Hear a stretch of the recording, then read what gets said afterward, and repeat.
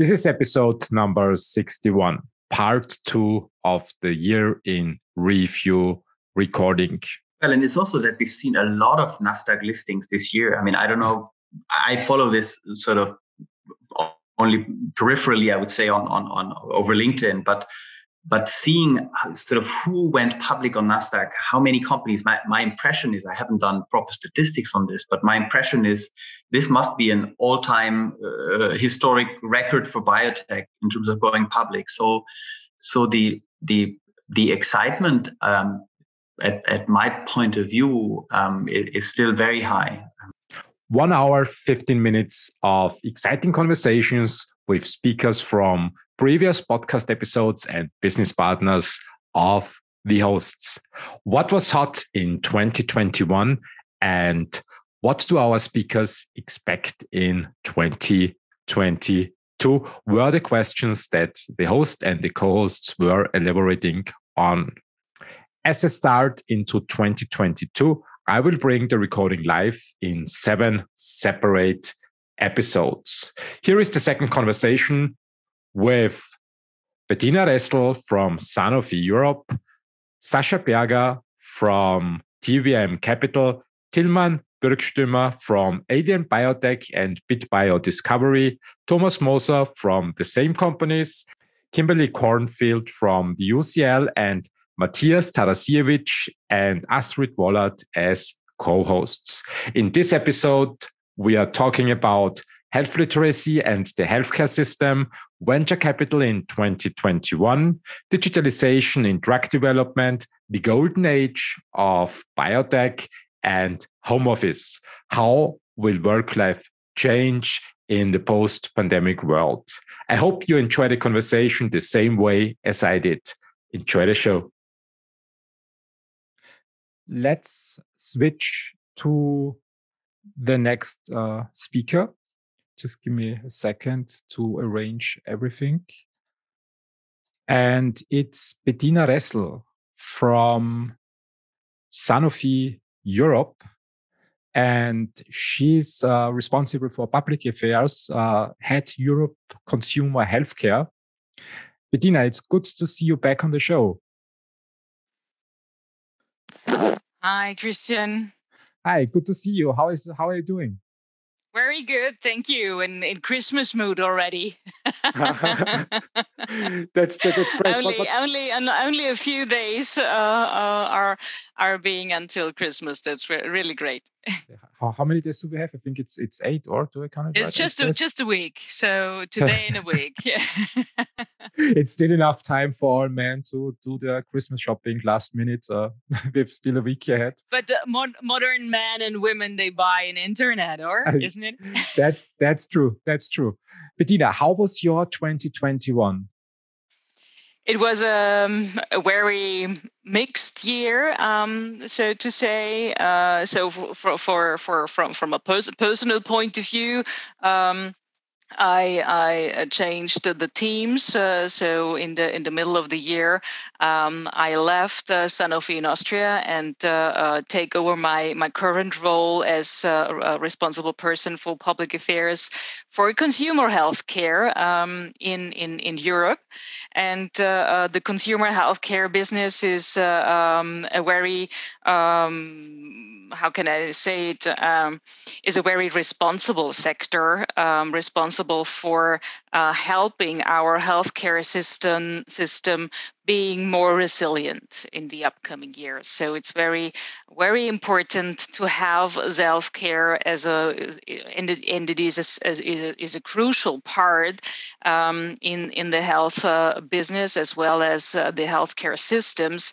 And so I'm very happy to take over this role and to work together with all European countries and as well as with the governments and tell them how they can save money with improving the self-care business in their countries, because people are very familiar with their health, as we saw during the pandemic.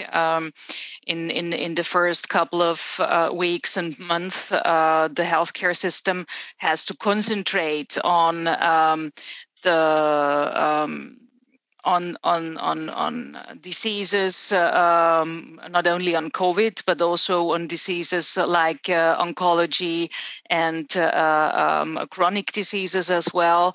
And so cough and cold, for example, in the beginning of the pandemic in 2022, no, not 22. We have 22 in the next year, so in 2020. The people have to handle all those things for their own. So allergy, digestive wellness, cough and cold, as I said before, pain and pain care. So the healthcare system said, okay, if you're not totally ill, please handle your healthy status for your own. And this was the first time in every healthcare systems all over Europe that people has to care for themselves, and they showed that they can be responsible for their own health and well-being.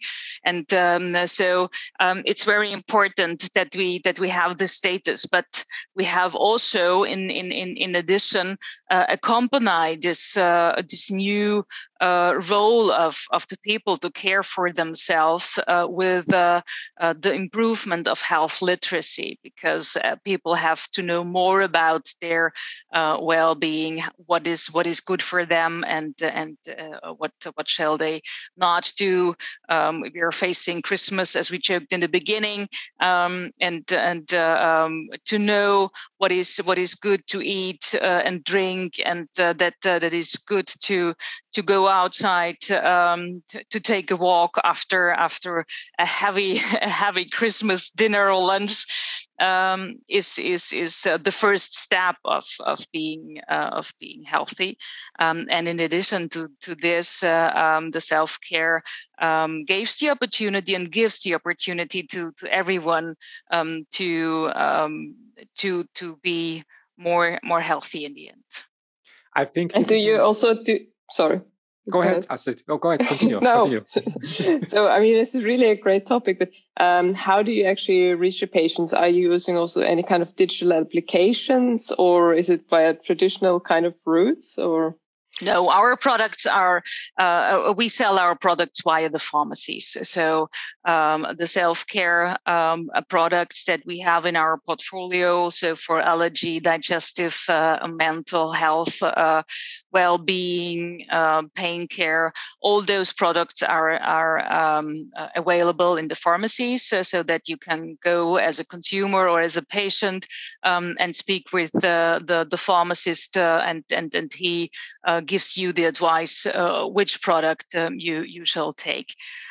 So this is the one side where you can get self-care products, and the other, as I also mentioned before, is the internet. So there are several different web platforms where you can also buy self-care products, where self-care products are offered.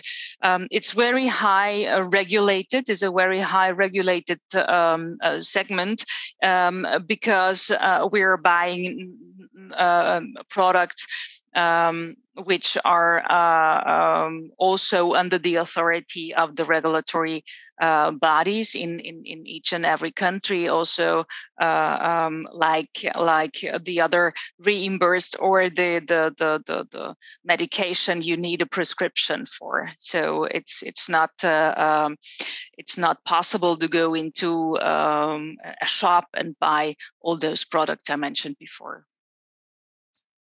I like the term you mentioned, health literacy. And I think this is one of the positive outcomes, if there is any, of the pandemic, that general awareness for how to stay healthy is increasing.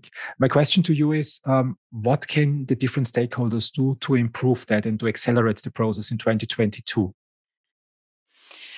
There are a lot of concepts, strategies to improve the health literacy for the people.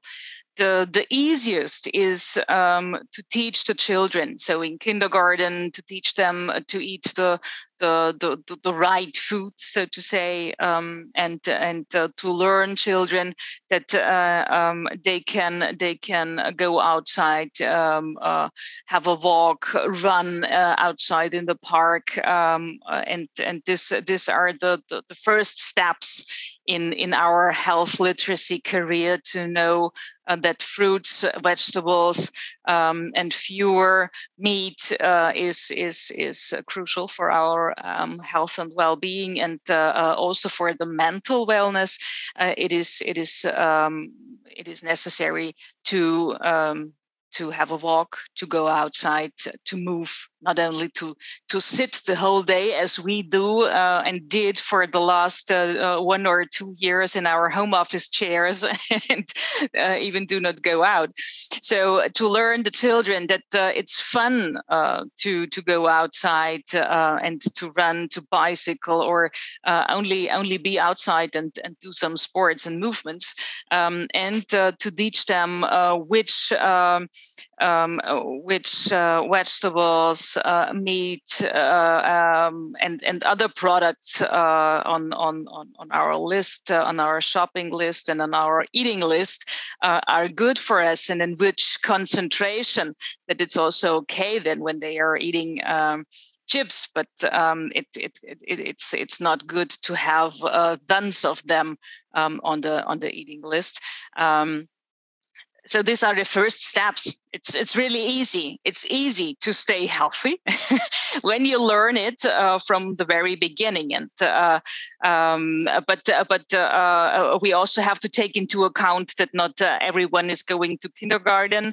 So people in our ages, they have also to be taught by the right tools and methods. What can they do to get healthier? And even I think it's what we saw in our company as well is that mental health is the most crucial thing which we have to deal with in our times, because the long-lasting time period of distancing, of social distancing, of physical distancing.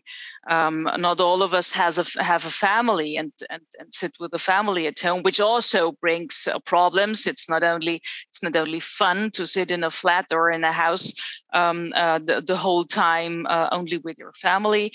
This also brings problems to families, as well as the mental health status. But what we saw in our company is that we have to offer more mental health solutions, so to say.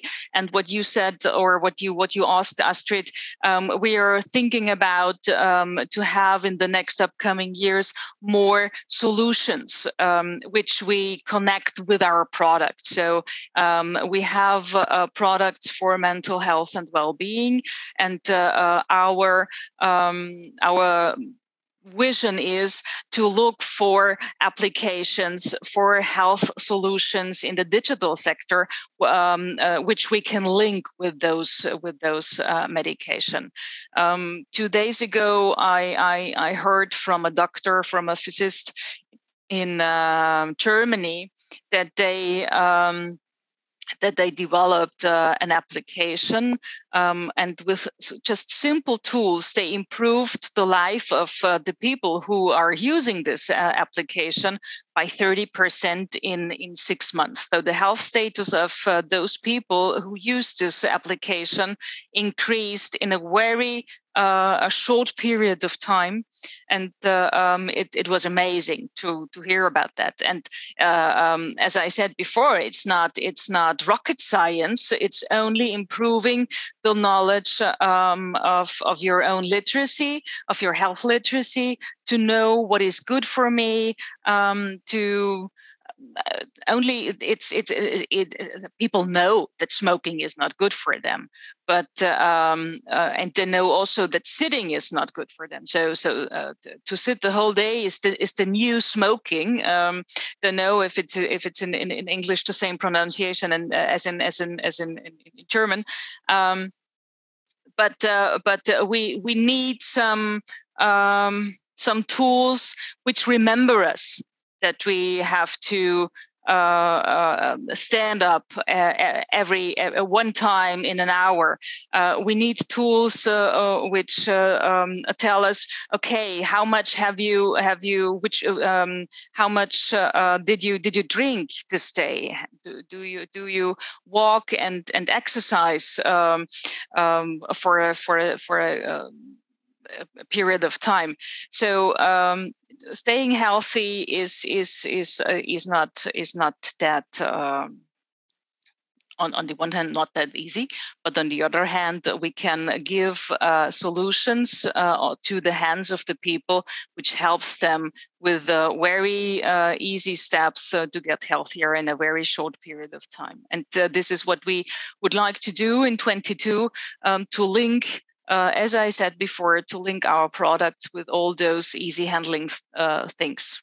Matthias, a quick final question to Bettina. Yes, like I was wondering, because of course, as the whole pandemic was challenging, not only for people because of home office, but also especially for offices, there has been this change of perception, this change in public sentiment, if the office is needed at all, or if we will have this kind of change situation, or post-pandemic situation, let's call it for now, that will stay like that. So how do you see also this kind of problem emerging, or this kind of home office emerging? There's also a lot of terms that are coming along the way, such as great resignation, or like also great reshuffle.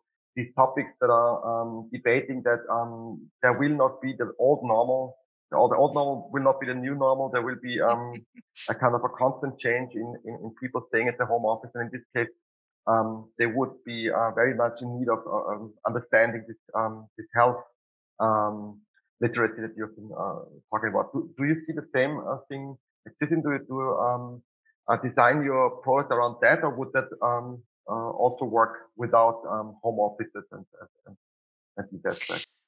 Yeah, I'm not sure what is new, what is old after 2 years sitting in home office. So from my personal point of view, if you raise this question one year before to me, I have given you the answer that I'm absolutely convinced that we will never go back to the office, and that every one of us will stay at home for the end of the business career, and work from the home offices as long as we do have the pandemic, and even longer.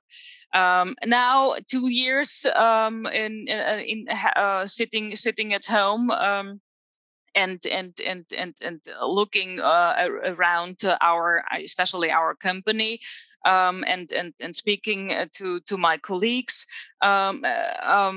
makes me see it differently, because we need this social interaction, and I see it, and I saw it as well as our HR colleagues also have the same impression, that people need to go to the office, and they need to have this social interaction.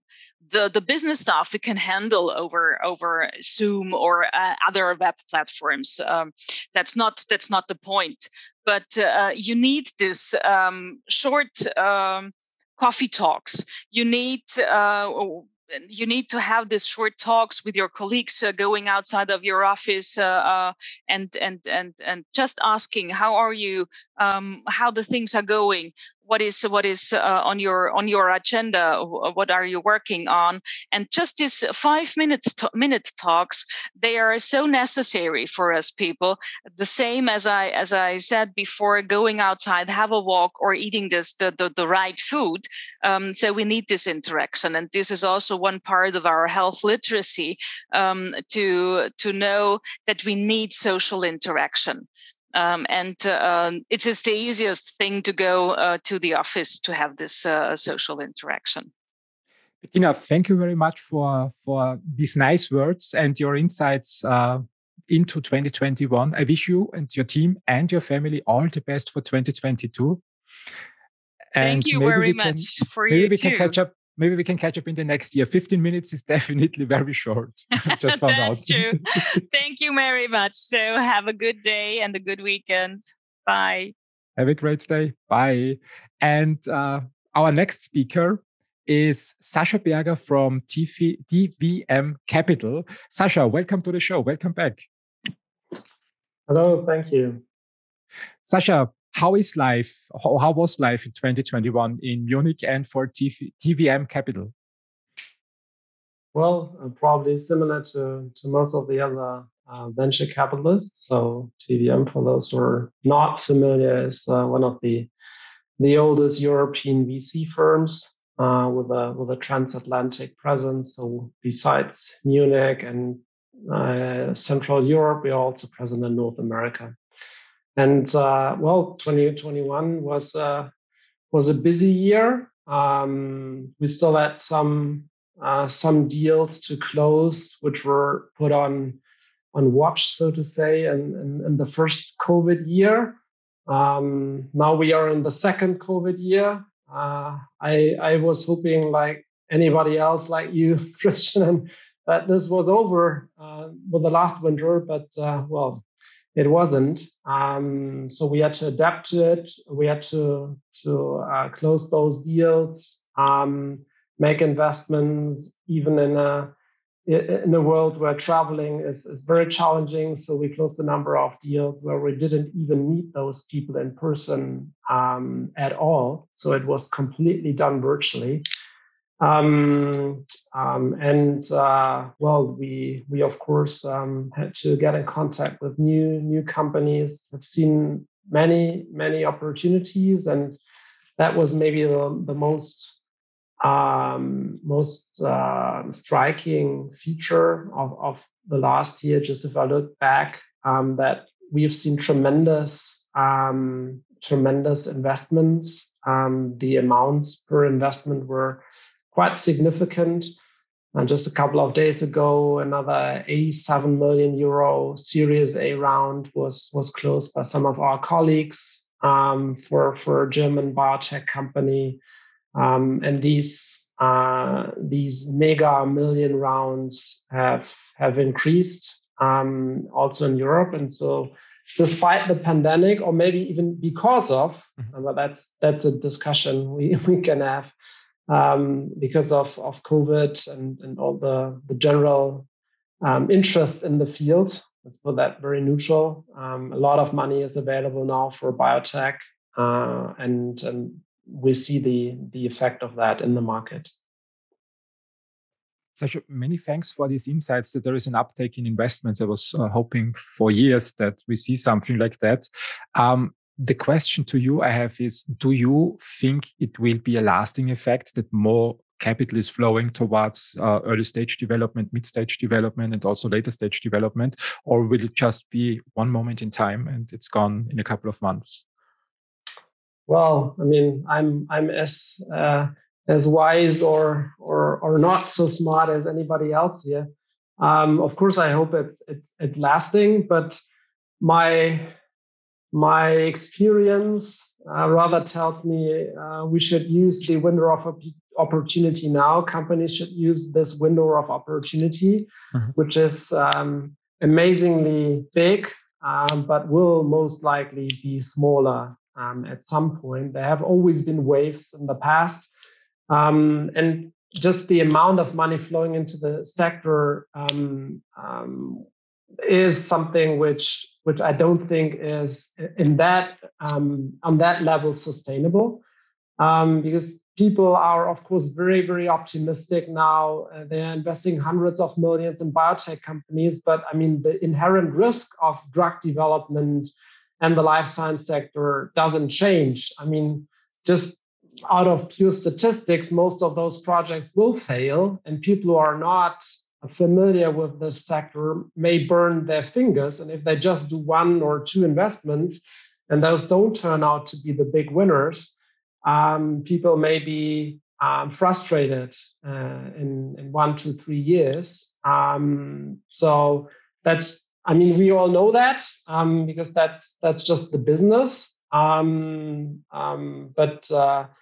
I hope that that overall, even though I don't think that these high levels will continue for the next 2-3 years, overall, there are more people interested in the field, and we can indeed, with this new wave of money, now achieve significant advancements, and that is overall positive. So I only see this positive.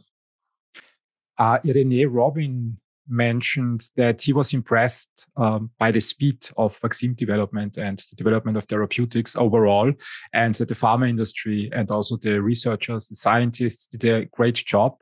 And I always wonder, will this also be a lasting effect, so that the entire industry is focusing on streamlining the entire research process to also see an uptake in the development speed in other disease areas? What's your opinion on that? What do you see as an investor in the pipeline? Well, I think that there are two elements. First, I mean, it wasn't really that big of a surprise, given that Moderna and BioNTech were both working on this for years, and BioNTech for a decade. Mm-hmm.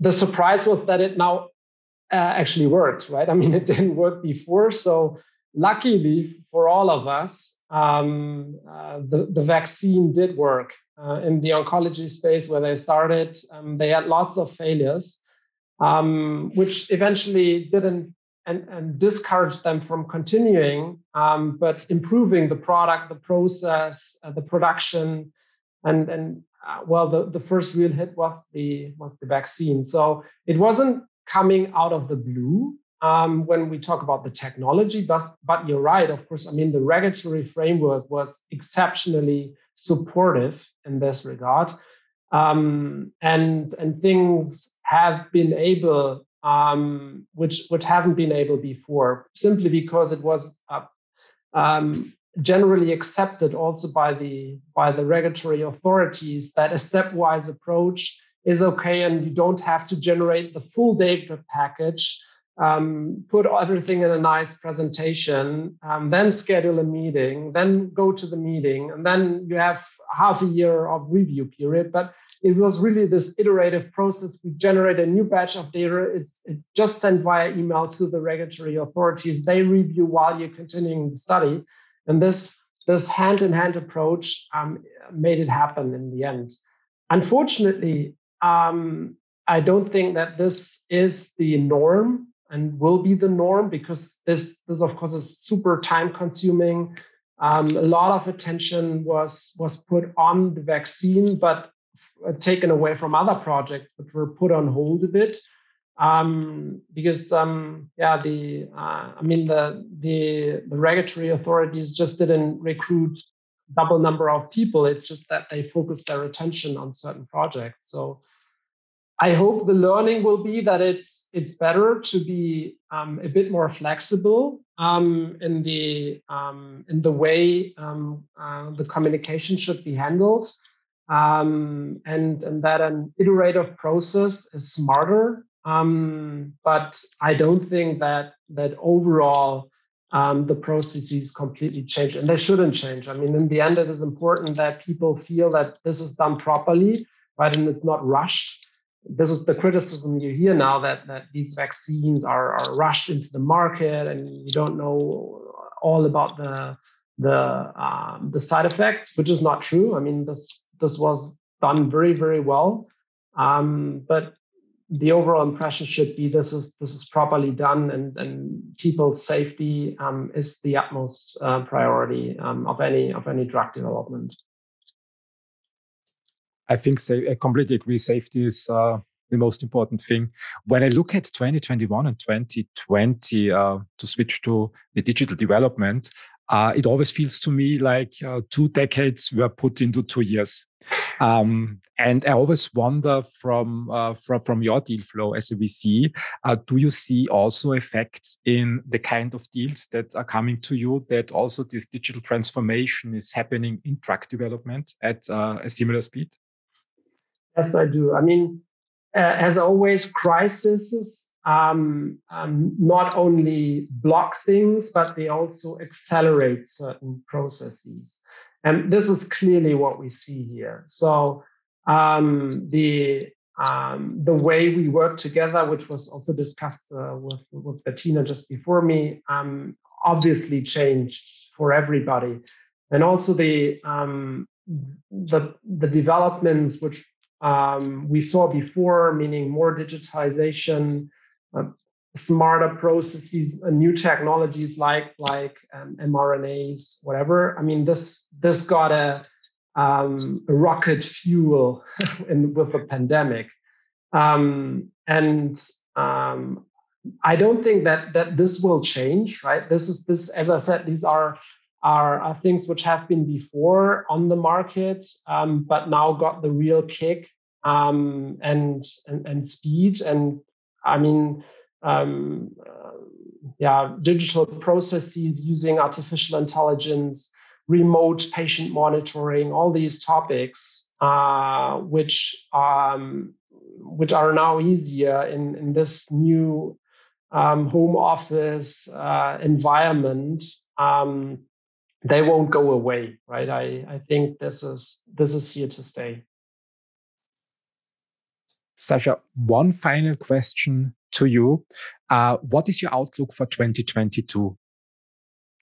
Well, my wish for 2022 is that this whole COVID mess is getting under control.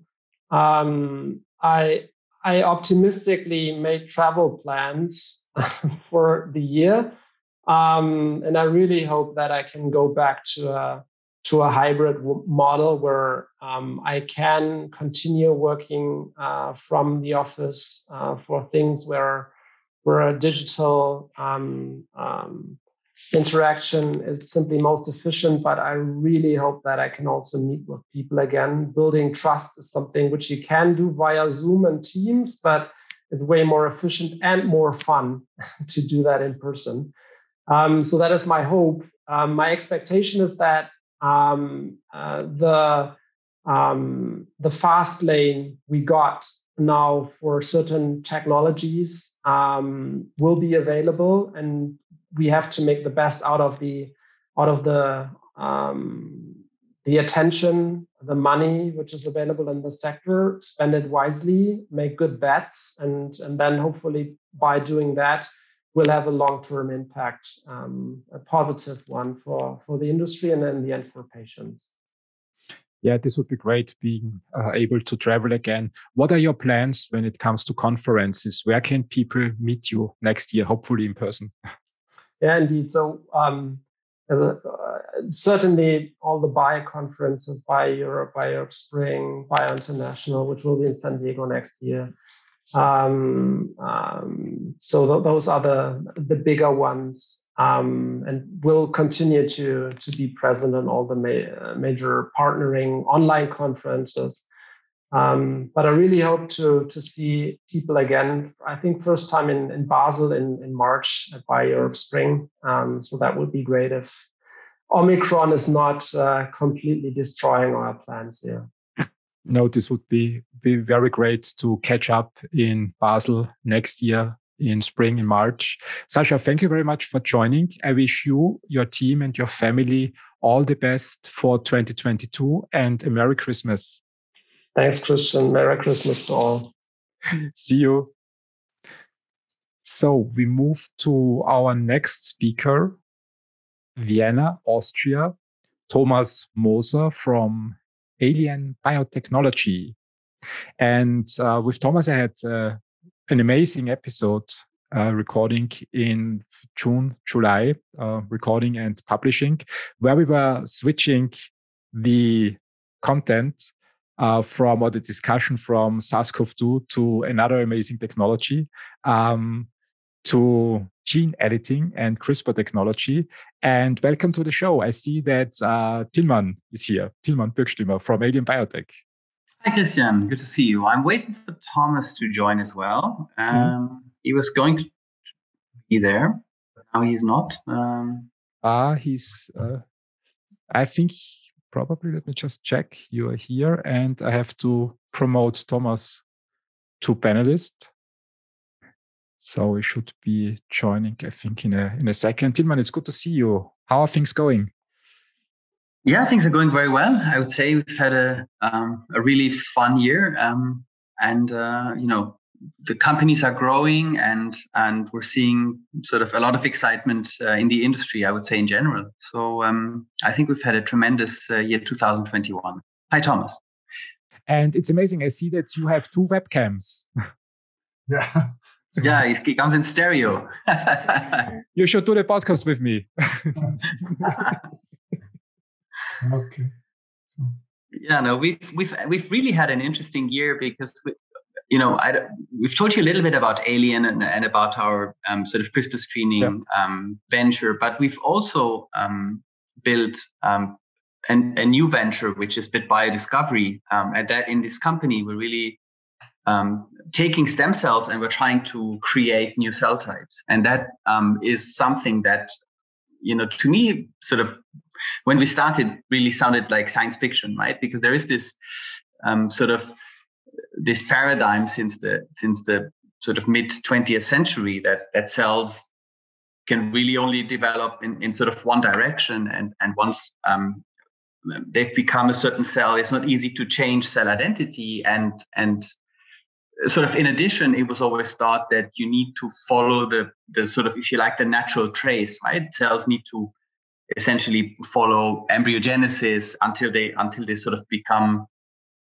a mature or adult sort of cell type. And together with our partners in Cambridge at BitBio, we're really achieving these amazing cell conversions, right? We're starting with a stem cell, and within a few days, it becomes sort of a neuron, and it sort of stretches out and it fires in a cell culture, right? These cells, you can see them neurons because they look like neurons and they behave like neurons, and that's sort of really an amazing piece of science, we feel. And now the next bit is that we're really taking our technology and we're trying to find new cell types. And that, again, I find that a bit like the sort of search for the holy grail in biology, right? You take one cell and you're trying to find a way to make another cell. You're trying to find a way to create T cells from stem cells, or NK cells from stem cells, or various other cell types.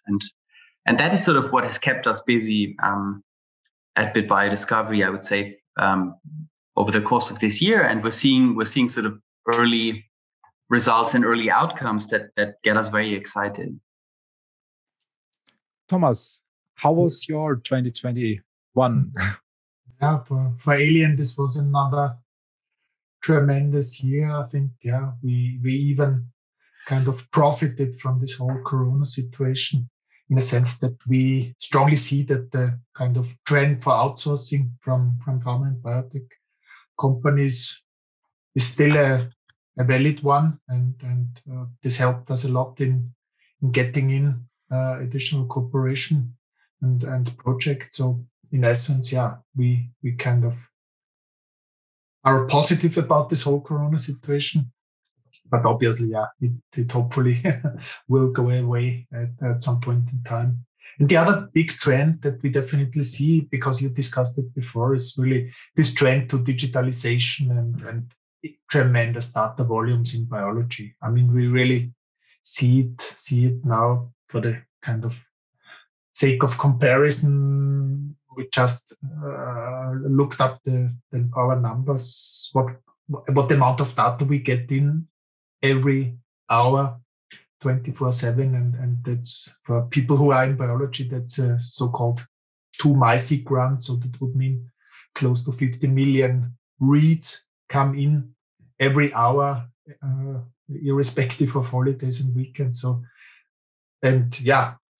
the bioinformatics is definitely gaining increasing importance, especially in our business where we deal with the analysis of transcriptomes of single cells. You can easily imagine that this is a real data battle that we have to fight here. You mentioned the data battle. When you were speaking, I had this picture in my mind, the question from the investment world. So when you get data, is it a signal or is it just noise? The data you get in for your company and for your area, How do you see it? Do you get a lot of noise now, or more noise, or is it really helpful data so that you can speed up your work processes or improve the quality of your approaches? How do you see that? Shall I cover that, Thomas? My feeling is that, what really sets us apart from what everybody else does is that we're not just collecting sequencing data in a sense that, what people have done for a long period of time is they've taken different tissues, they've taken patient samples, they sequence, and then they essentially correlate phenotypes with the data, right? They say, oh, this group of patients had lupus, and let's see if we can find something in the next gen sequencing data that would tell us, something about the mechanism of the disease or something about a new cure. What we're doing is quite different because we're really running experiments where we perturb the system. So we're going in, we're using CRISPR, we're changing the expression or the activity of certain genes, and we're looking at sort of causal consequences. So it's really, I would say, the data, while they're still big and they're noisy and somebody needs to make sense of them, like with all big data sets, they have these causal relationships in them that really sets them apart from many other data sets, particularly next generation sequencing data sets that people collect in the field. So it's I really think that is where we see a lot of interest because we can actually establish these causal relationships. We had in June a nice podcast episode about CRISPR Therapeutics. And I asked you because I saw a lot of attention from investors coming to this field after Intelia completed or had a good readout from their studies. And to me, it feels currently at the end of the year that the hype is a little bit of fading out. Is this just my impression from the stock market because the prices just went down, I think, in all areas of tech? What's happening in CRISPR currently? Where is the journey going? I mean, we actually did a kind of market research and looked very carefully in all the clinical trials that are going on, also publications. So to be honest, we don't see this trend that there may be any diminishing interest in the CRISPR technology. I would see it the other way around, that if you kind of look at all the interests and in terms of publication patterns, clinical trials, they significantly go up. I mean, it may be due to certain, these Gartner hype cycles that after some exaggerations, interest may go down, but the big trend is there, and there's no really good alternative to the CRISPR-Cas systems in terms of really targeted gene editing. I mean, of course, there are a lot of practical problems. You have to find the right delivery system to get it into the cells, and this may have cooled down some interest. But I'm strongly convinced that this trend is still very strong and will continue. No discussion. Well, and it's also that we've seen a lot of Nasdaq listings this year. I mean, I don't know. I follow this sort of only peripherally, I would say, on over LinkedIn, but seeing sort of who went public on Nasdaq, how many companies. My impression is, I haven't done proper statistics on this, but my impression is this must be an all-time historic record for biotech in terms of going public. So the excitement. At my point of view, is still very high. No, I completely agree with that. I also see it as from the investment point of view, also as a buying opportunity currently, because the stock price is a little bit lower. For me personally, it's not an advice. And I still see also the potential for future. As you mentioned, Tilmann, the sheer number of companies going public, not only in the CRISPR area, but also in other areas, is astonishing. And some investors are speaking about the probability that we see another golden age of biotech because of the pandemic, where the general public, meanwhile, understands how important our sector is. Tilmann, what you mentioned at the beginning is, I find very interesting. If I understood you right, you said that in your current research, you take stem cells and you can train them or program them in any kind of directions, to just put it bluntly. Where is this technology? Where is this approach? You said it's the Holy Grail. What's the end point of the Holy Grail in terms of therapies? Yeah, that's good. Essentially, the end point is that you're sort of replacing sick cells. So essentially the endpoint, I can give you an example. One of the first clinical trials that our partners will pursue is in an indication where there is actually liver failure. So patients with liver failure, they have sort of very poor survival rates, and you can then create from a stem cell, you can sort of create a surrogate liver cell. It's not the full liver cell. It's sort of it's still a compromise, I would say, but this is a fatal condition, right? That you don't survive very long, and you're able to replace these missing cells in the body of a human patient.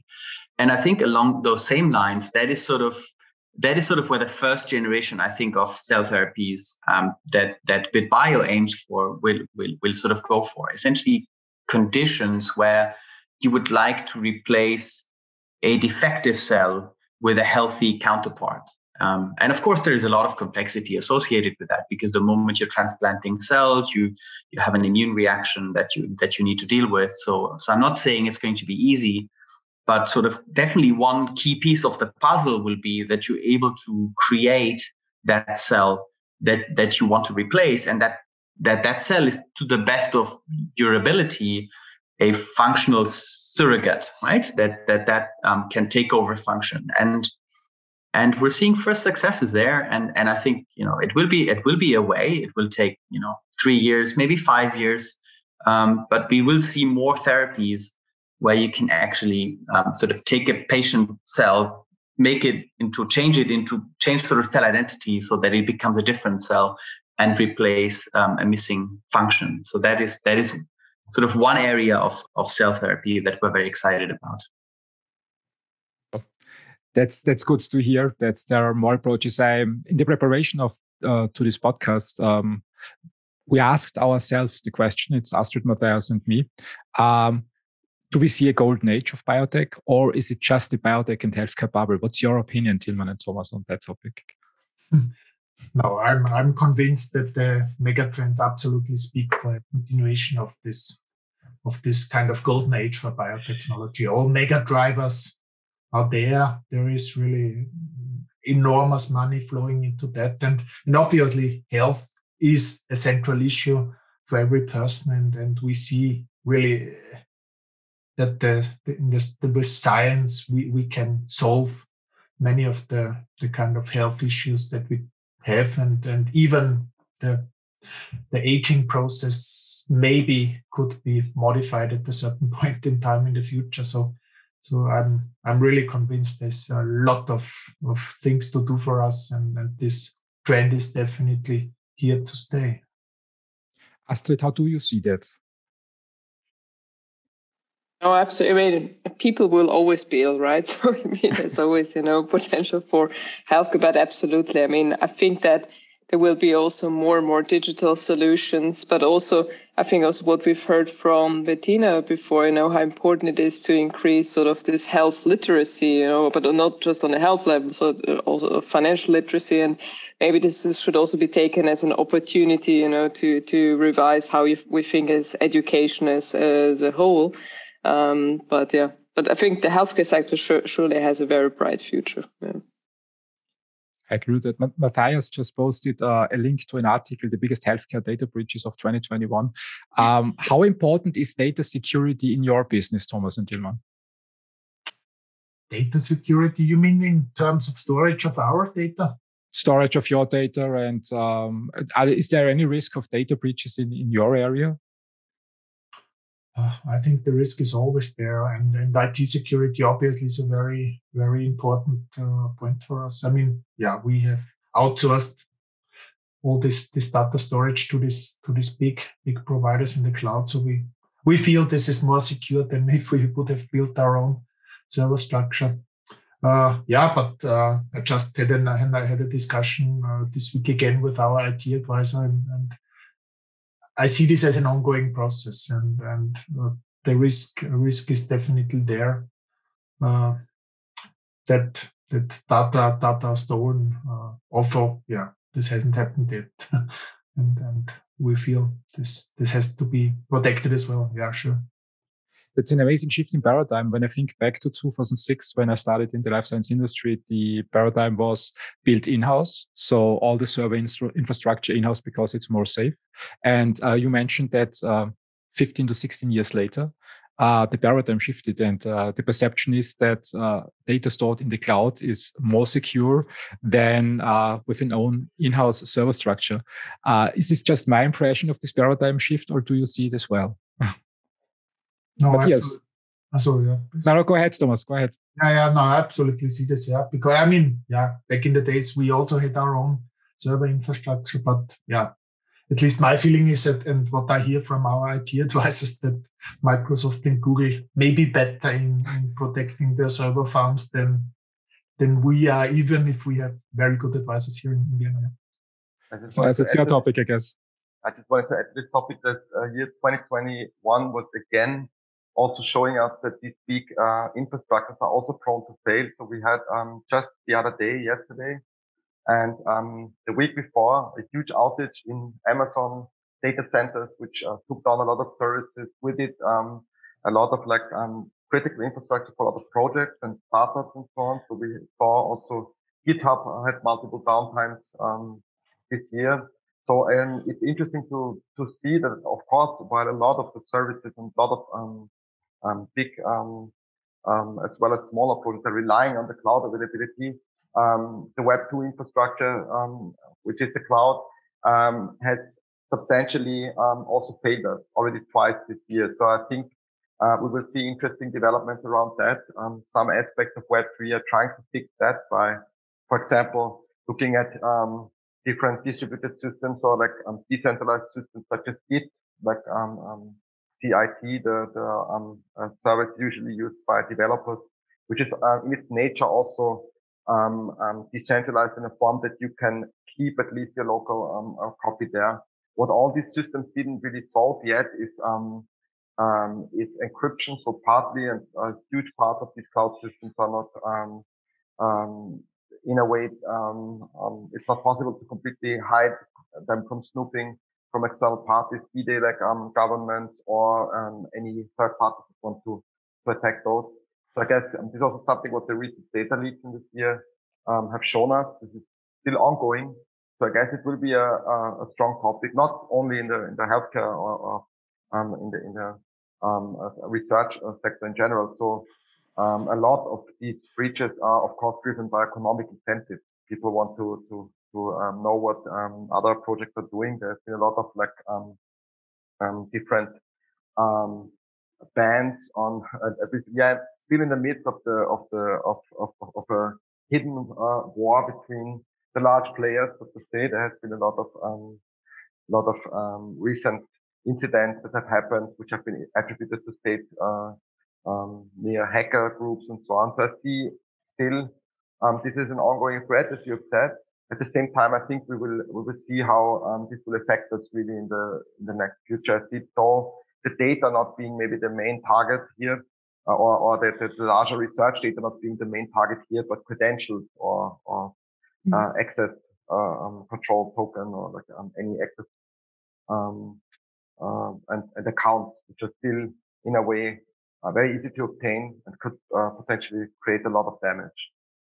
I mean, there was just a case just recently in the news, wasn't it, where also a partner sort of put his girlfriend to sleep and sort of got her eyelid to uncover her phone and sort of get funds out of her. So this is exactly what you're saying. And I need to say it's interesting. I mean, I subscribe that the trend has been sort of a year or so to go to these bigger server farms or so. But I need to say from what we've seen also, especially in the Dealflow, when we question these kind of data security models as well with companies, is that the trend seems to go that most actually go now to the smaller and independent providers because they're not as a large target as if you just go full on Amazon or, the other server farms.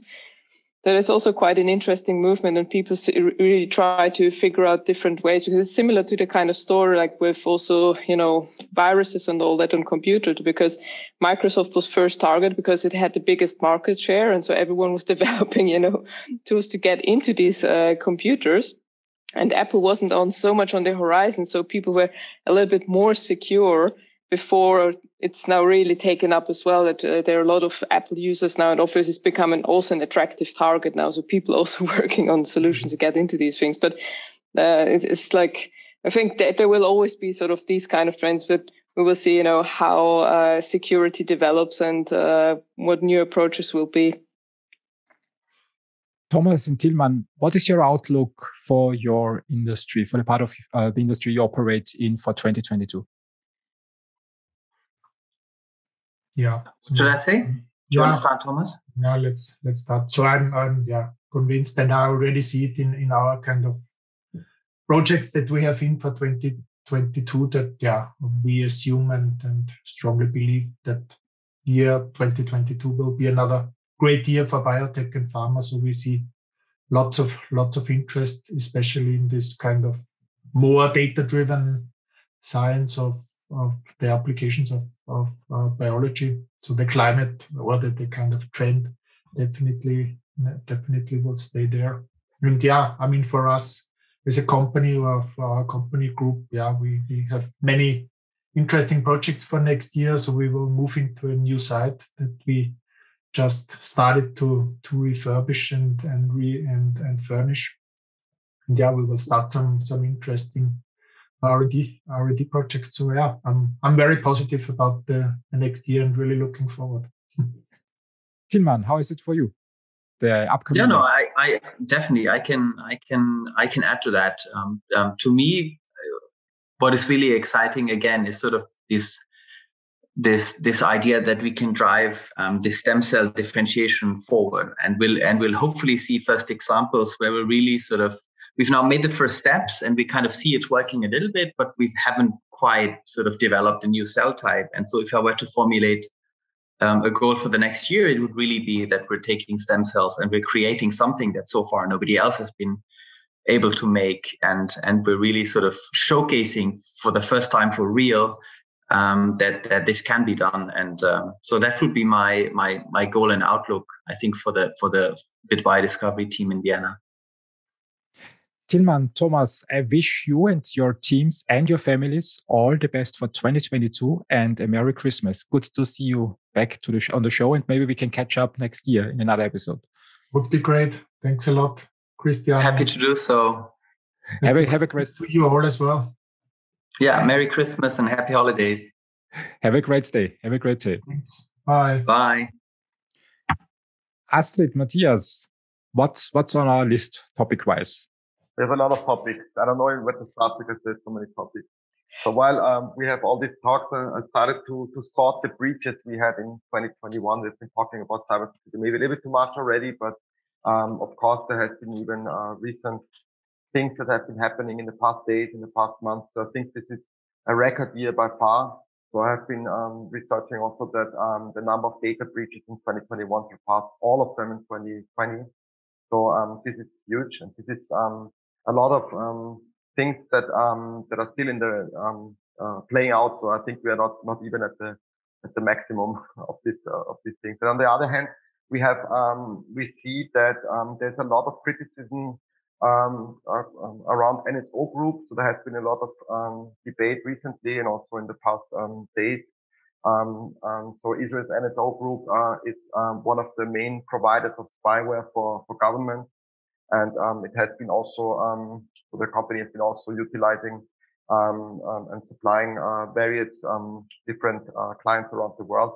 And US lawmakers are posing extreme sanctions on the group. So they are retreating from the market, and they're planning to not develop this program Pegasus, which was also in the news this year, any further. So this is an interesting thing and also an interesting topic to research further if anyone listening is interested in that. A lot of other things, of course, also happened this year, and also don't want to steal the whole show. Astrid, please chip in at any time if I'm talking too much. So I have been also trying to a little bit look at if we can quantify the talent shortage, because this has been a topic that we've been also repetitively talking about.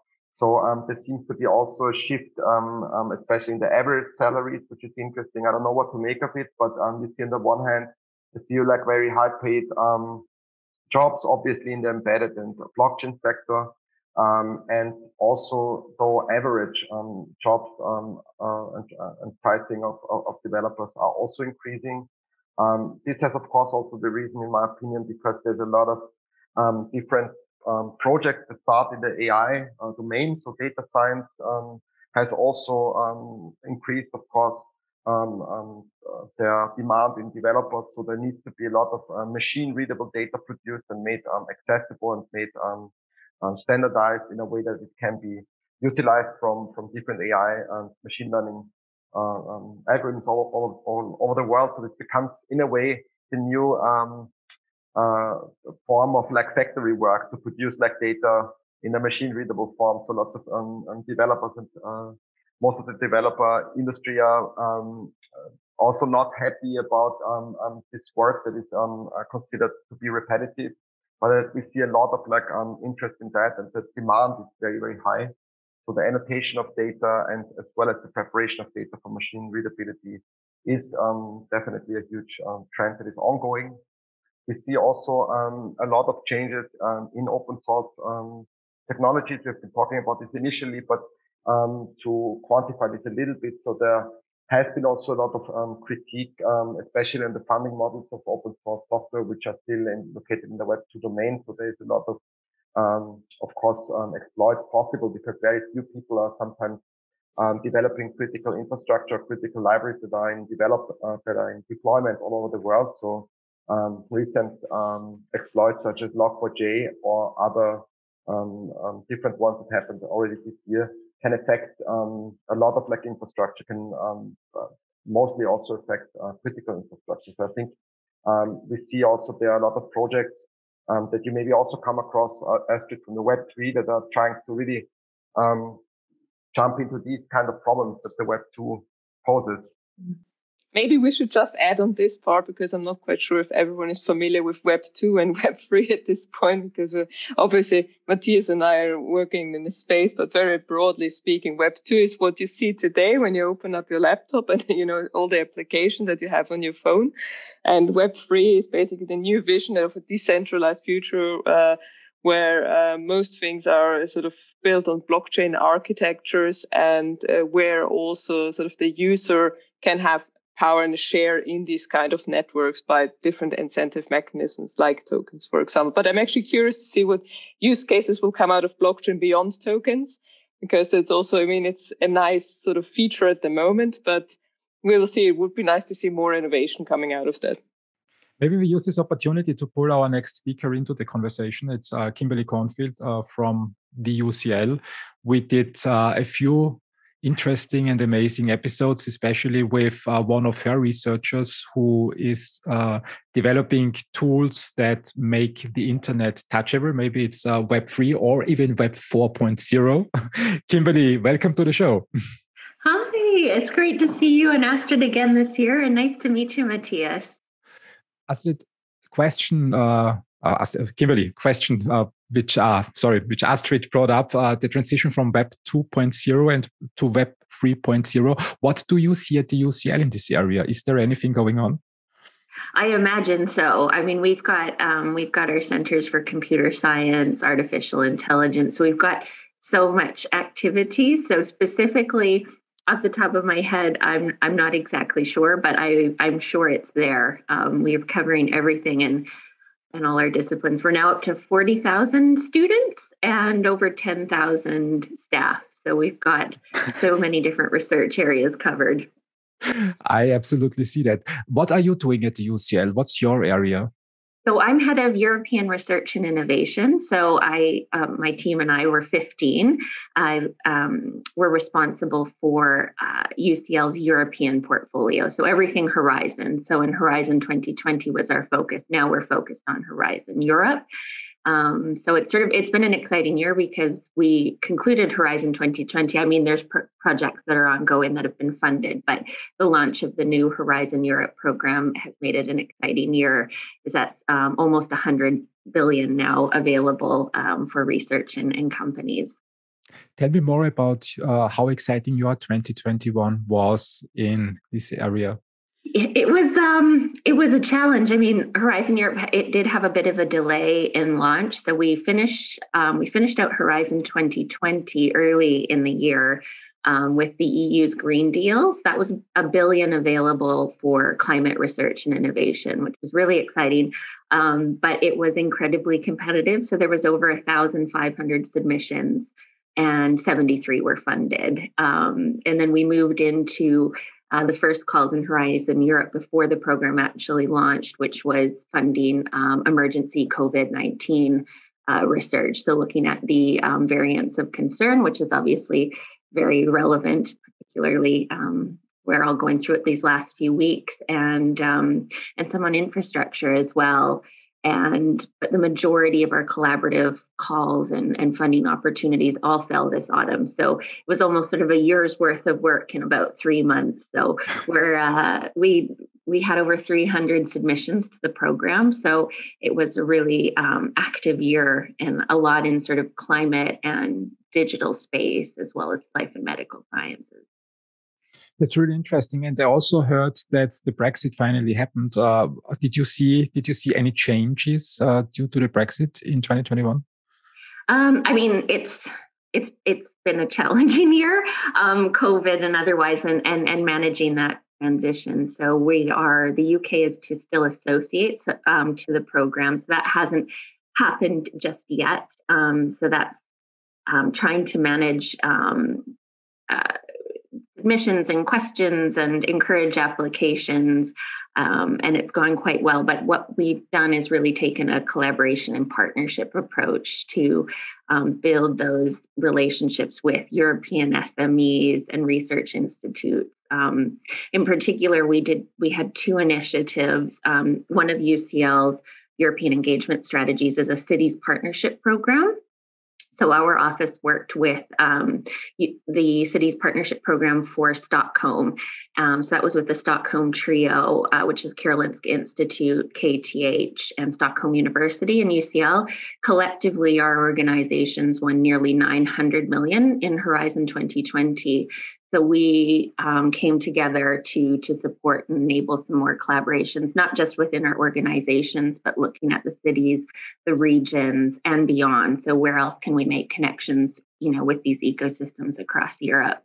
And we did something similar with KU Leuven, Utrecht Medical Center, and Utrecht University. Collectively, we've won over $1 billion in funding in Horizon 2020. So focusing in on some areas where we've got a lot of strong existing collaboration and funding, and sort of prep ourselves and our researchers for 2022. So now we're eagerly awaiting the results. The majority of the results will come in 2022. Did you see any changes in the way you do your business due to the pandemic? I mean, you collaborate with a lot of organizations all over the world, not only in Europe. How is it with traveling and home office? How did your life change? We returned back to going into the office at the end of September. We are now back to home working. So it was short, but I think it was quite valuable for colleagues, both research and professional services, to reconnect and in person. And I had the opportunity to go to my first in-person work event in Malmö last month. I envy you. It was Tech Connect, which is, I understand, is an American organization, and they did their first event in the Skåne region in Sweden, and it was great. I mean, it was so nice to be able to meet people, have a conversation, and have those sort of serendipitous moments where you can connect on a topic. But I think that was probably the last one for a while. We'll see what comes next year. That's true. That's true. What's your outlook for 2022? What do you think we will see in this year? I'm cautiously optimistic. I'm pardon me. Sorry, I'm also sick. It's going around here in the UK, almost everybody. So apologies for any coughing. I am optimistic. I'm looking forward to the results to see what's been funded. There was some really exciting calls for ambitious research and collaboration. This year, the European Innovation Council was launched, which I think will be of interest really to this network. because it's closer to market funding. It can fund some of the stages in that valley of death and progress research. And so it's interesting for our researchers too that get funded under the European Research Council, is it can be follow-on sort of funding for really ambitious bottom-up, like you mentioned in the haptics technology with my colleague Sri Subramanian. It's that area of really ambitious deep tech work can get funded. It can fund SMEs. So I'm looking forward to seeing what the results were from 2021, because some of these programs were completely new or piloted before and launched sort of more formally, to see what was funded, who was able to get money from the program to advance the technologies, and then what these next calls in 2022 are going to look like. And I think there's going to be a lot of funding continuing for climate change, whether that's sort of in the engineering space and, capture technologies and things like this, or also looking at cities and design and policy. When you look at your submission flow, let's call it that way, you mentioned already climate change and this area of technology in cities. What other trends do you see in your submissions? Where are we heading to? There's a lot, obviously, in healthcare. So, of course, in infectious disease and looking at the COVID-19 pandemic. And I see a lot of, basically, I see sort of two key transitions. One is digital and one is green. So you'll see it linked throughout healthcare and even to social sciences and humanities. So there's a call coming up next year that's combining artificial intelligence and democracy. So merging, social sciences, arts and humanities with STEM as well. Can you dig a little bit deeper in that? It sounds interesting. Artificial intelligence and democracy. What's in this call? I haven't gone through it in too much detail, to be honest. There is also one, I think it's on AI and education. I think really what you're looking at is artificial intelligence and, how the impact, I would say, probably is where it's focused on democracy, on governments, on education, biases that can come out from artificial intelligence. What is that impact? So I think that's sort of the area. The call in itself will be very broad, and we'll be looking for collaboration. I would like to take the question and turn it to Astrid and Matthias. What's your opinion? What is the potential of artificial intelligence in the areas Kimberly pointed out? Huge. The problem is, we live in an age of deep fakes, right? So we need to be aware of that. And it's really, really, the battle between generating deep fakes and detecting deep fakes is a very close one. And it's always very difficult to sort of keep up that. And that's something that I think will impact all of us, because unfortunately, this term fake news has been coined now, and it spreads across all kinds of sectors, also healthcare.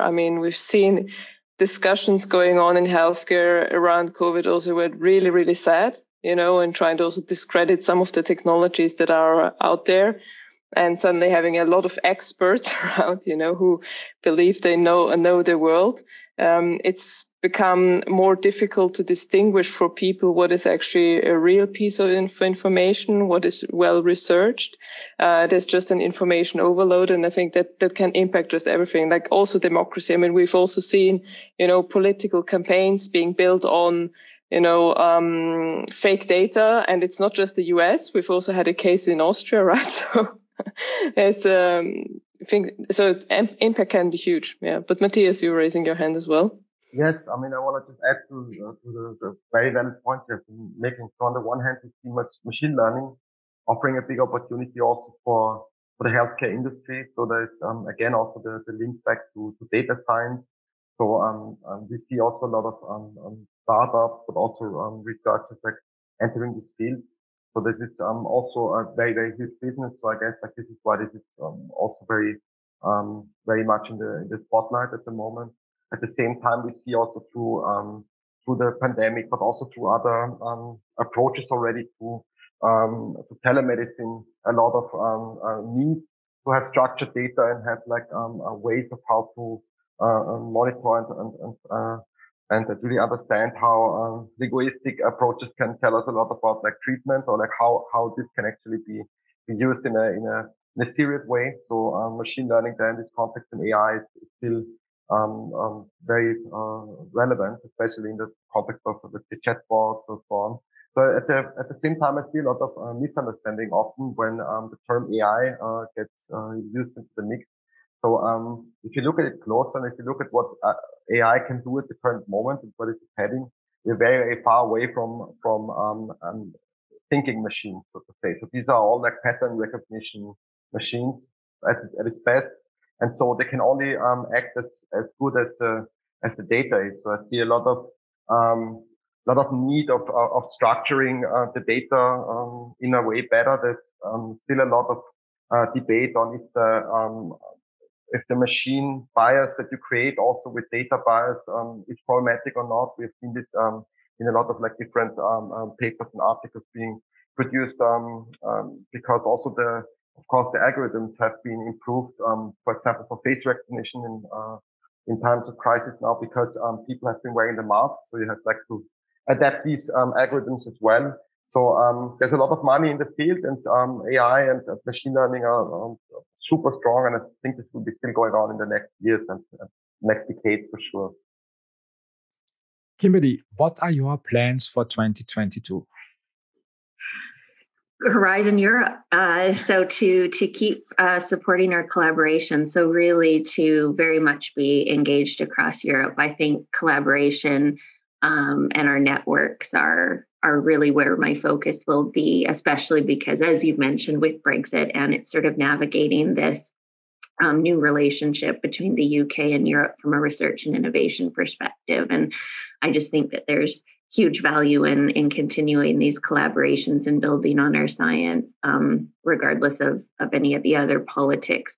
And I think sort of COVID-19 climate change is really highlighting the fact that we just need to keep working together to solve these challenges. So that'll be my focus, keeping us actively engaged in the research and innovation and our European and global partnerships. And in particular, very much looking at a focus on that industry engagement. So with companies, how can we also promote and highlight our research? I look at the 415 million that we've received in Horizon 2020, and I see it as a huge opportunity of how do we support our researchers, connect with networks like this, and progress that to the next stage, and for those products and solutions of how can we help them get to the next type of funding to get to market and to patients ultimately. I couldn't agree more to what you say. Solving the world's biggest problems needs multinational, international collaboration, not only in Europe, but globally. And I hope that the politicians open up the borders again so that scientists, entrepreneurs, and investors can continue at scale and also meet in person again. I think it's also a very important factor to solve the problems or the challenges we have in climate change, in the digital world, and also in healthcare. Kimberly, thank you very much for joining. I wish you and your family and your team all the best for 2022. A Merry Christmas, and I hope we can catch up in the new year. Yes, likewise. Thank you so much. It's always it's a highlight to come back this year and listen to everyone else today. And so I wish you a Happy New Year and Merry Christmas as well. And thanks so much. Have a great time. Bye-bye. Bye. Thanks for listening. Please share the podcast and make sure you've subscribed. Have a great day.